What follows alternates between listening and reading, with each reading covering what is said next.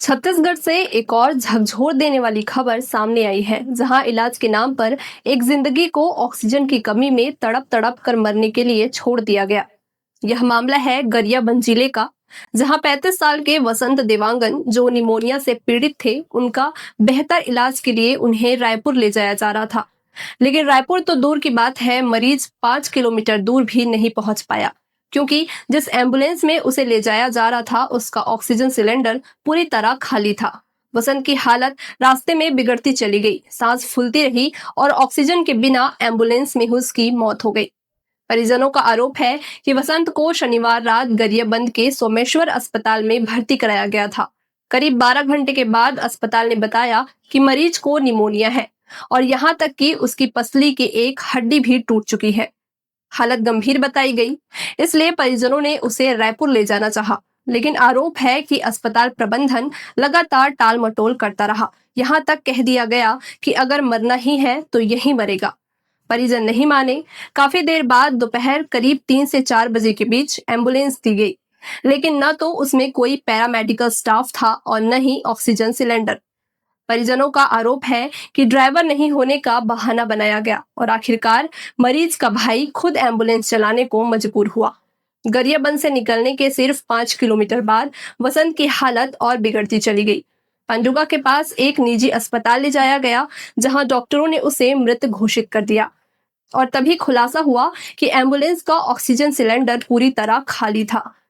इसके बाद गुस्साए परिजन शव को लेकर वापस सोमेश्वर अस्पताल पहुंचे, जहां इलाज कर रही लेडी डॉक्टर पूनम सरकार और परिजनों के बीच जमकर बहस भी हुई। परिजनों का आरोप है कि डॉक्टर ने कहा कि ऐसे लोगों के लिए मेरे पास विनम्रता नहीं है।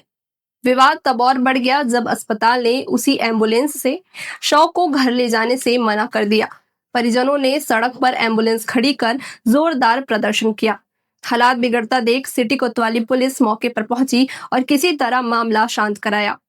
अब इस पूरे मामले में सीएमएचओ यूएस नवरत्न ने 4 सदस्यीय जांच कमेटी बनाई है। कमेटी को 36 घंटे के भीतर रिपोर्ट सौंपने के निर्देश दिए गए हैं। जांच में यह भी देखा जाएगा कि बगैर लाइसेंस के मरीज का इलाज कैसे किया जा रहा था। सवाल सिर्फ लापरवाही का नहीं, सवाल है सिस्टम का, क्योंकि अगर एम्बुलेंस में ऑक्सीजन होती, अगर वक्त रहते रिफर किया जाता, तो शायद आज वसंत हमारे बीच होता। लगभग 8 बजे से सोमेश्वर हॉस्पिटल में उनकी मिसेस और उनके पापा जी दोनों वहाँ भर्ती किए थे और भर्ती करने के बाद ये पता चला कि पूरा मतलब उसका चेकअप हो जाएगा, उसके बाद ही बता पाएंगे उसको क्या हुआ है करके। तो सवेरे उसका चेकअप किए तो चेकअप में ये पता चला कि उसको निमोनिया है करके और एक तो पसली यहाँ पास फ्रैक्चर था उसका। उसके बाद हम लोग 1 बजे से बोले कि हम लोग भाई का तबीयत ज्यादा ही बिगड़ रहा था, तो बोले देख के कि हम लोग 1 बजे से ले जाएंगे करके। वहाँ का डॉक्टर ये बोले कि नहीं, हम लोग बचा लेंगे, वहाँ ले जाओगे तो वही मतलब है, यहाँ मरना रहेगा तो यहाँ मरेगा, वहाँ मरना रहेगा तो वहाँ मरना रहेगा, ऐसा करके बोला। उसके बाद हम लोग 5 बजे लगभग उसके एम्बुलेंस में ड्राइवर नहीं था, तो मैं खुद से अपने हाथ मतलब अपने ही चलाते हुए गया और यहाँ सरकारी हॉस्पिटल में चौहान डॉक्टर ने ये कहा था कि आप अगर ले जा रहे हो तो अब बिना ऑक्सीजन का मत ले जाना यहाँ से, ठीक है। इनका वो 95% बढ़ गया है बगैर के।